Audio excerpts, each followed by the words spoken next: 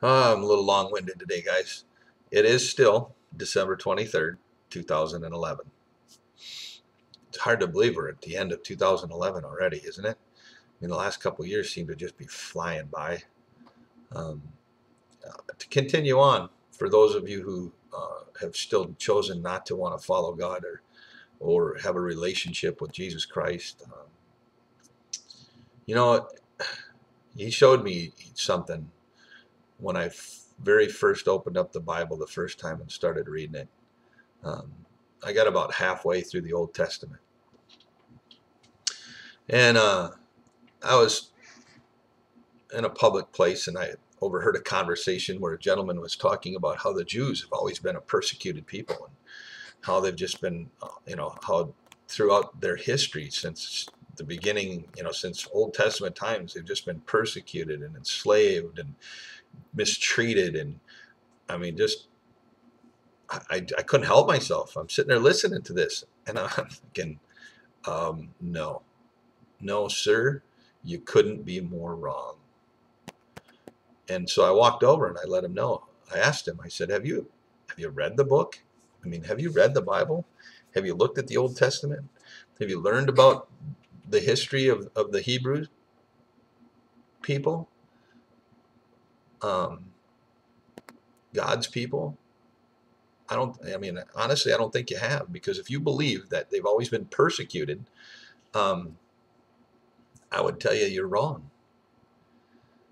Uh, the times throughout their history when things were bad for the Jewish people and God's people didn't have the things that they needed or wanted, and life wasn't good for them, and they were being enslaved, and they were being taken over by others, um, like Nebuchadnezzar and other people that came in and ran roughshod over them.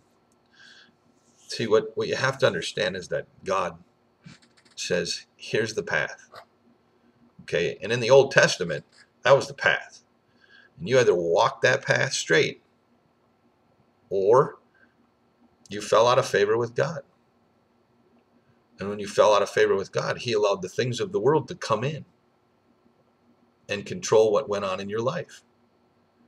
He allowed you to experience what it was the world really didn't have to offer for you, so that you would be reminded of all those things He had done for you, and then want to go back to that path. So people would wander to the right or to the left because things got really good for a time, and so then they forgot. And they didn't follow God's rules, and they didn't do the sacrifices, and they didn't do the offerings. Uh, Mostly the offerings. Um, they stopped doing those things. So then they fell out of favor with God, because they actually, in essence, told themselves, "Well, everything's great now. I don't need Him. Forget that. I don't need to worry about God. I'm going to go over here. I'm going to hang out with these people that are worshiping Moloch." If you don't know the history of Moloch, well, there's a nice guy. Their god Moloch that other people followed. People sacrificed their children to Moloch in order to appease him. Nice. Awesome. These days, there's still Moloch in the world. It's called meth. It's called coke. It's called pure and simple selfishness on the behalf of parents who just neglect their children for the sake of themselves, that mistreat their children, that do nasty things to their children. That's just another form of sacrificing their children to Moloch. We just don't stand and watch them burn to death like they did then. Anyway, it was their stubbornness, their stiff necks, that caused the bad things to go on in their lives. God told them, if you follow this path, if you follow my rules, you'll want for nothing. And I'll always provide for you, and I will always make sure you have everything you need. Now, I haven't walked the path perfect, but I can tell you in the last 3 years, since my income got cut by about a third, down to about a third of what it used to be, I've been behind on my rent at times, and somehow, it always comes through. God blesses me, gives me the ability to give my landlord some money, gives me the ability to go out and provide food for my son, to put clothes on his back. Am I out spending huge money eating at restaurants and buying all the big cool gifts that I used to buy him at Christmas and on his birthday? Nope. Mm-mm. But you know what? God blessed me with one heck of a gift in my son, and he's an awesome kid. And he could honestly go this Christmas and not open one gift from dad and understand completely what's up and not throw a spoiled little temper tantrum about I didn't get this or I didn't get that.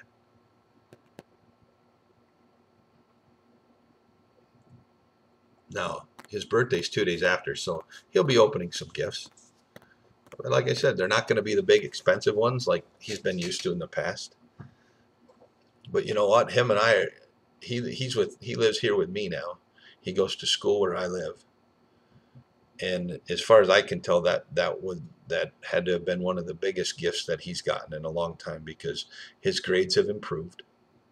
They're the best they've been ever now. And you can, I mean, he's happy, and you can see the happiness.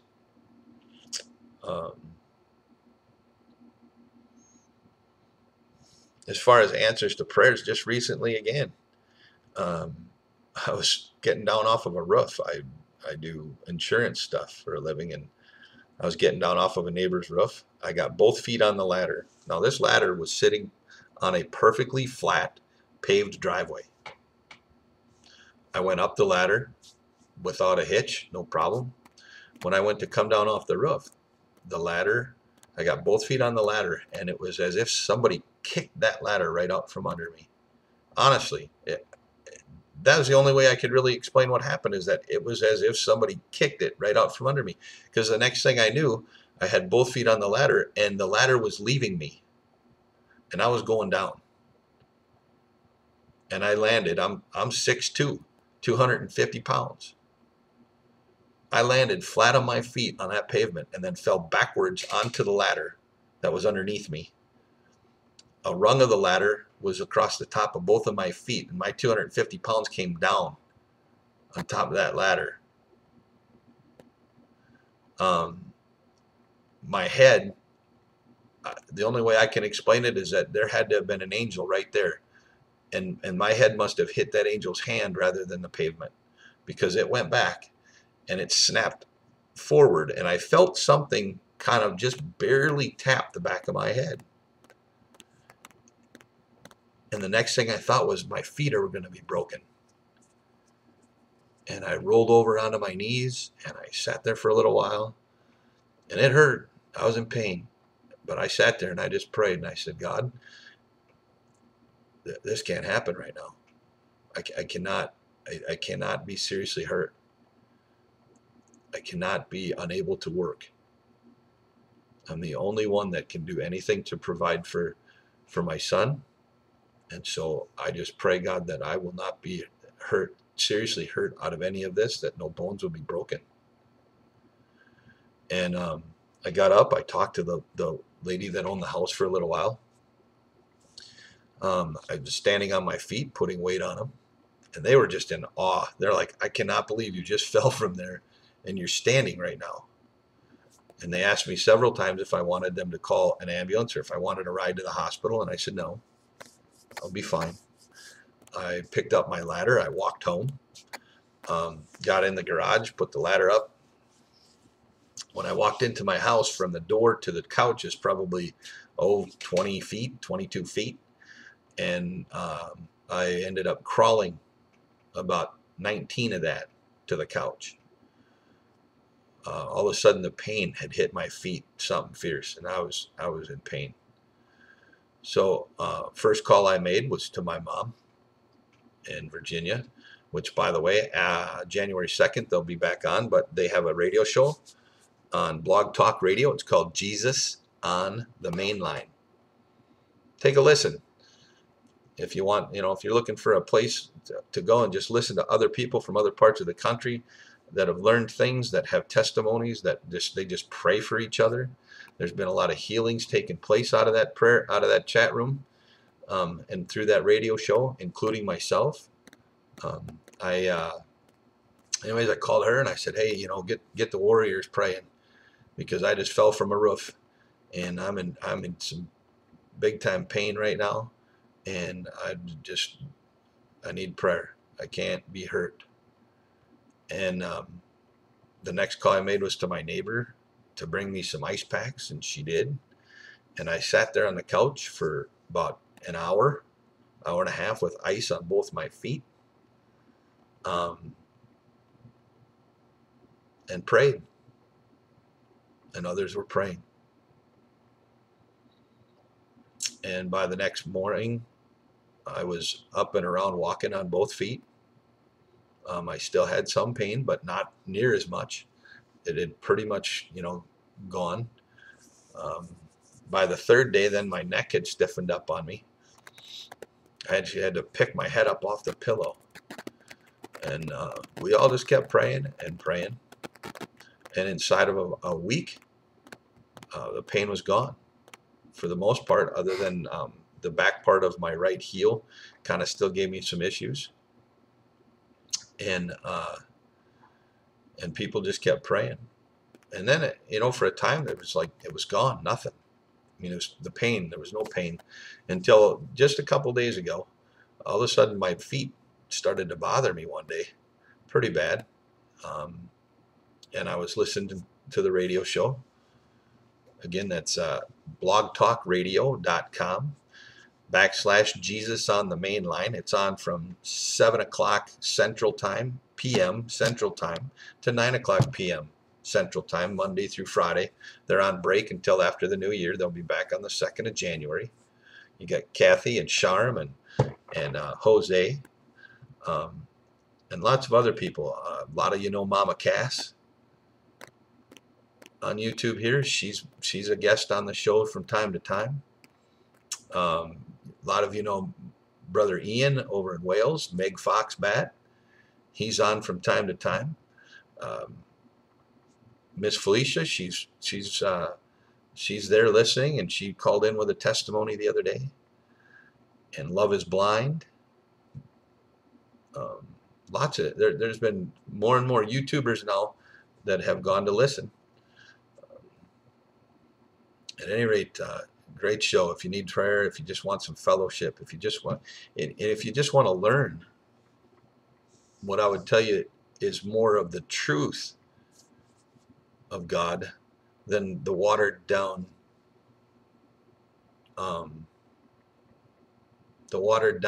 cocoa version of the truth that is being taught in many of the churches. Just come and take a listen. Just give it a shot once. If you don't like it, hey, don't listen. If you do, tell your friends. They don't advertise. They're not out making money. They're not taking donations or anything. They're not asking you to send them anything. They're just truly there because they felt the calling of the Lord, especially in these times. They're doing a good thing. At any rate, I called in the other night because my feet were hurting, and they all prayed. And the next morning, actually that night after the show was done, as I was looking at other videos on YouTube, I felt a heat. I felt this warmth going through my legs from my knees down. In both of my legs, I felt this. And it was just like, wow, I wonder what, and I could just literally feel the pain disappearing. So, there's your answer to, does God answer prayers, atheists? Yes, He does.